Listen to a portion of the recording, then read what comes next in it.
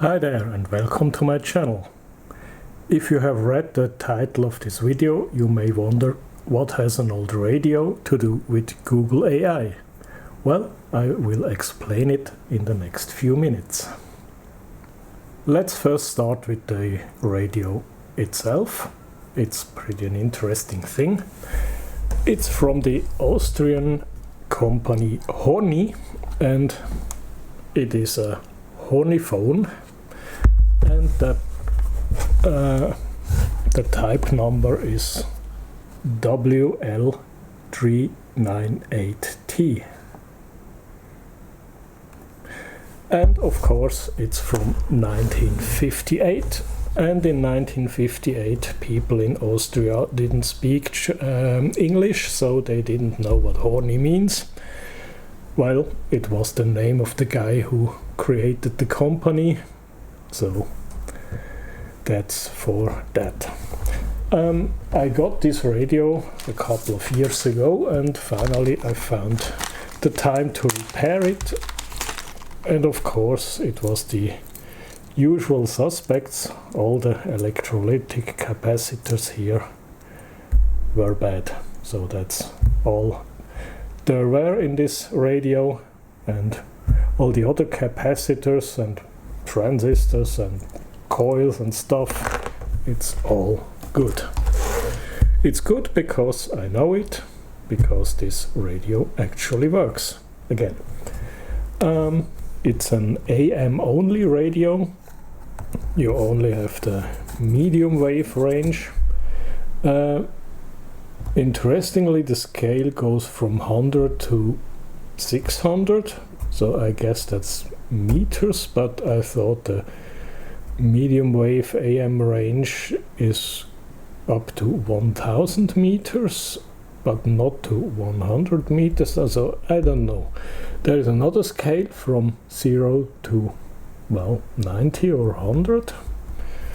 Maybe that's for people who like this sort of scale, so your favorite station is on 25. Yeah, okay. Here we have 3 buttons. This one means off, this one means hell, and this one means dunkel. That means bright or dark.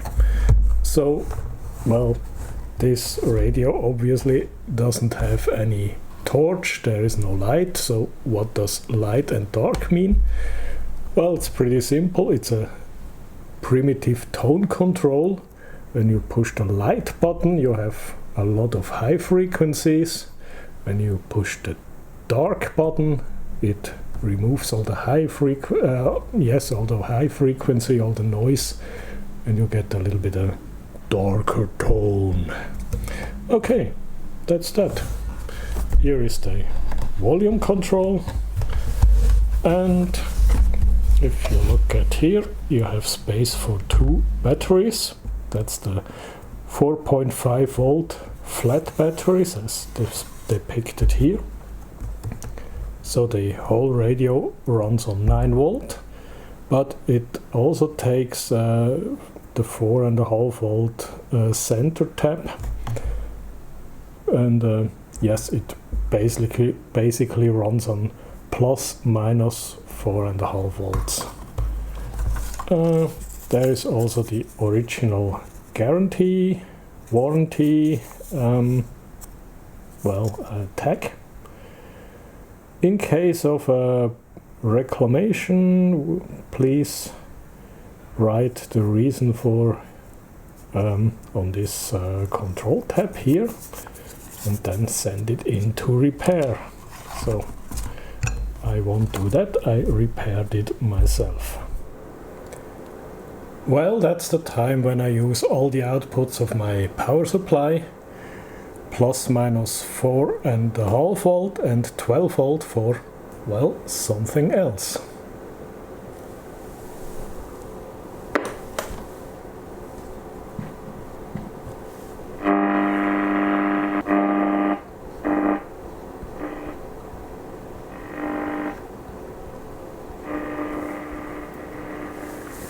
The problem with AM radios is there is almost no station around to receive. There are a lot of stations in the long wave range, but in the medium wave AM band there is nothing. So if you want to hear some music,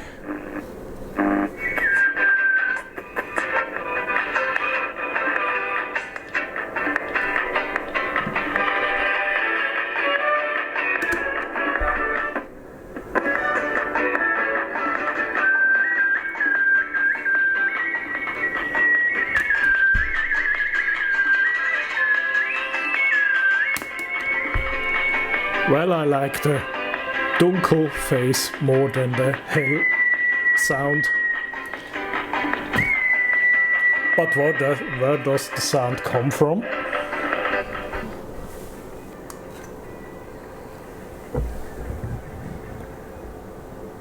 It comes from this AM transceiver, no, transmitter. And finally there is a 3.5 millimeter jack, and it comes from my good old MP3 player here.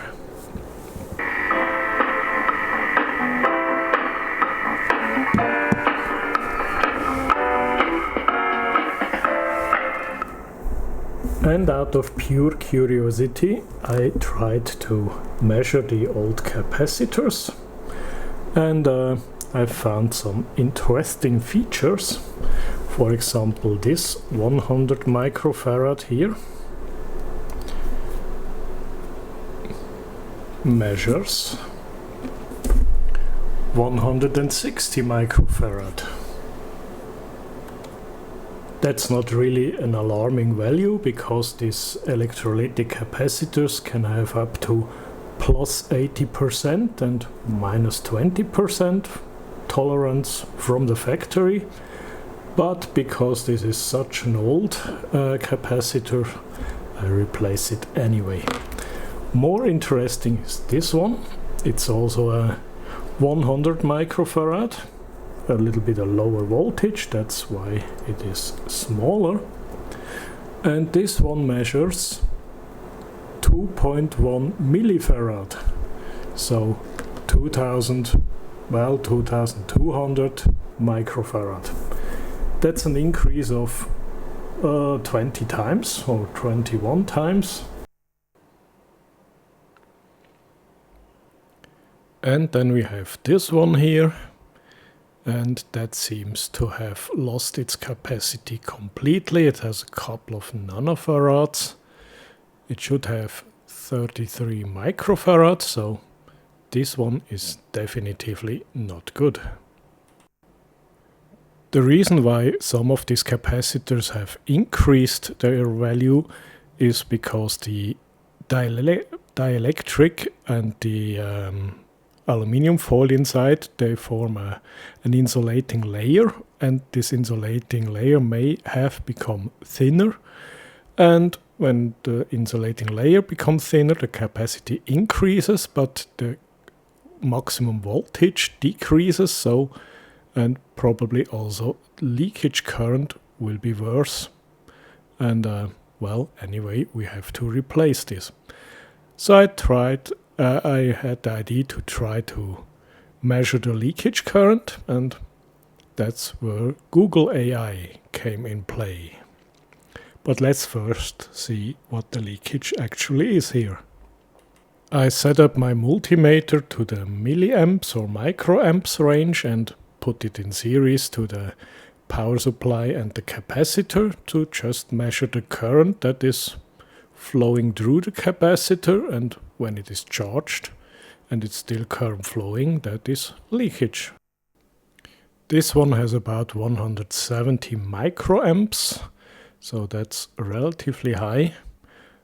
And let's see what the other capacitors do. Let's take this one here. This capacitor has about 88, 89, 90 microamps. That's not especially bad, but, well, I don't know. I replaced it anyway.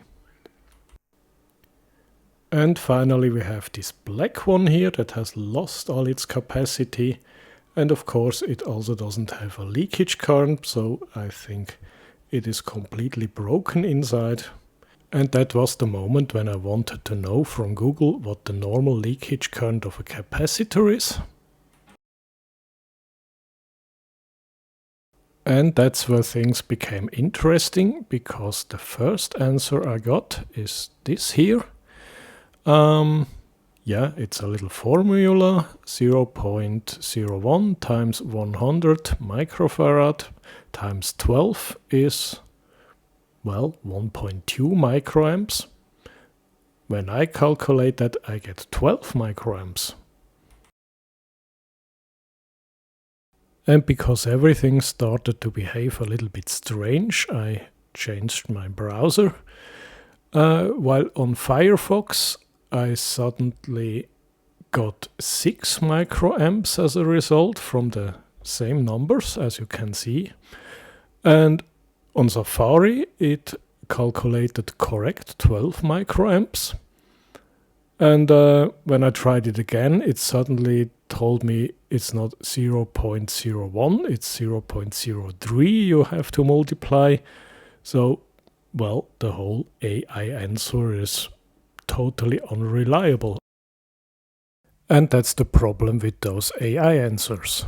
You get a totally confident sounding answer, and that may be totally wrong. AI doesn't even check the numbers in the formula.